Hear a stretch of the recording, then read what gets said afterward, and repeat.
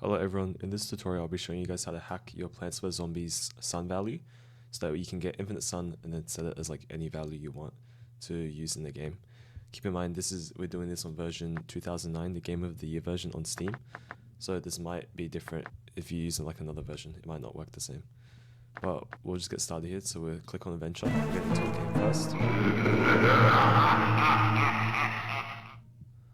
Now I'll restart the level so we can start all this from scratch. And what we can do is we can just select all these random plants because it doesn't really matter. And then we'll go, let's rock. Yes, doesn't matter. Now the first thing we need to do is we need to find the address for the sun. So what we do is, the way we do this is we have a cheat engine open here. First make sure it's connected to Plants vs Zombies. So we'll open this to make sure it's connected. Then we just scan for the value of the sun. So right now the sun has a value of 50. So we'll type in 50, make sure these are exact value in 4 bytes, then we'll go first scan. Now as you can see here, we have heaps of addresses, so we need to try and narrow it down so we can get the correct one. So we'll click resume, we'll spend and get some power. So right now we are at 0. So we'll do a next scan. We'll first put in 0, then we'll do our next scan. Now that narrows it down to just 1. Sometimes you might need to do another one, so what you can do is you can just wait, collect another sun and then scan again. But we got pretty lucky this time, so we got this one.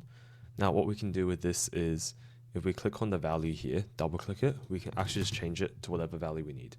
So we can do it like 100 or like 100, like this. And then see how we can just instantly plant a pea shooter. We can change this to like anything we want, so like 9,199, like that. Boom, we can just plant any of these. Now it looks really simple, and many of you, like, this isn't it though, because if you look, because this address isn't static, this isn't the static memory address for the sun value, because what Plants vs Zombies does, it's dynamic. So every time you restart the level, this address will not work again. So we cannot use the same address to find the sun value.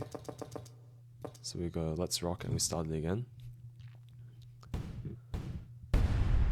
You see how this address still says 9749, even though we're back at 50?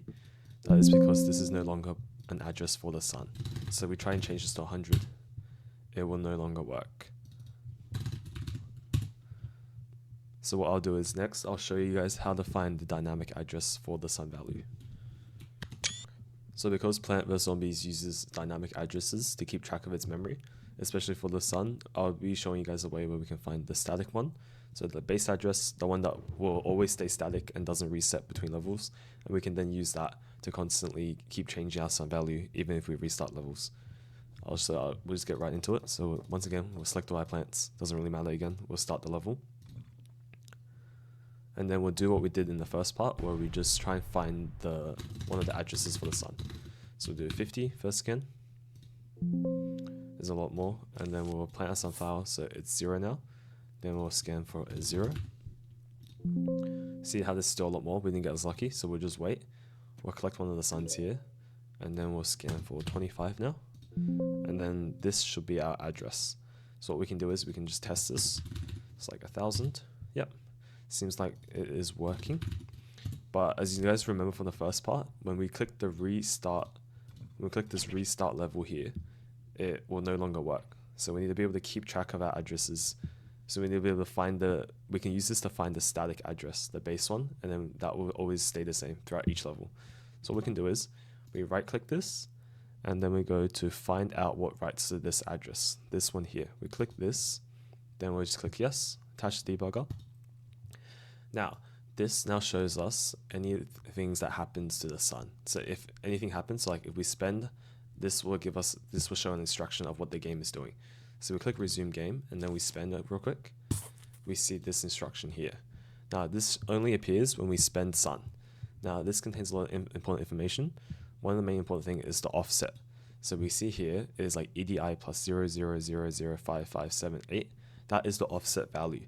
So this is what gets added to the static address to change it every single time a new level restarts.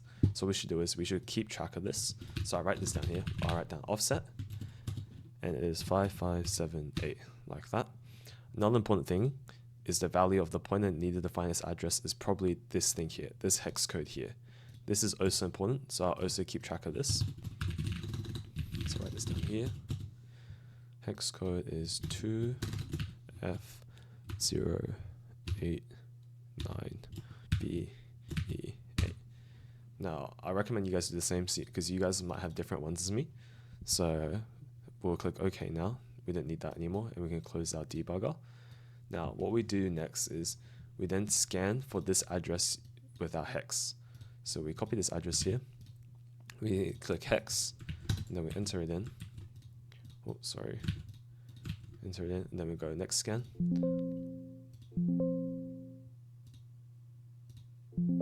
Yep, there we go. And then what we can do is now we just click on any of these addresses here. So this one here, just the first one will do fine. And then what we do with this is we then copy this address to our notepad. This one here, the 00192390. We copy this here. So we just write this down so we don't forget it. Address 00192390, just like that. And then what we do next is we do add address manually.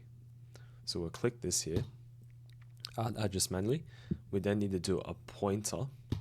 So we click on the pointer here, where this is down the address here, and then we import our offset. So offset will be like 5578, just like that we had at the start. Then we click OK. Now this thing here is now a pointer chain, and this will contain the base address which we have here, which is the 2F089BE8, and then the offset that is always added to it, which is the 5578. What we can then do with this is we can use this in like a Python program where we just set this as our base and then this as offset, and then we can continually change the sum value throughout the levels. So we should just test this out here. So we resume our game. We should be able to edit this value to be whatever we want it to be. So like 88. 88 works. Like 9999 should also work. Everything seems to be working fine. Now what we can do is we can test if it works between level resets. So we'll restart the level,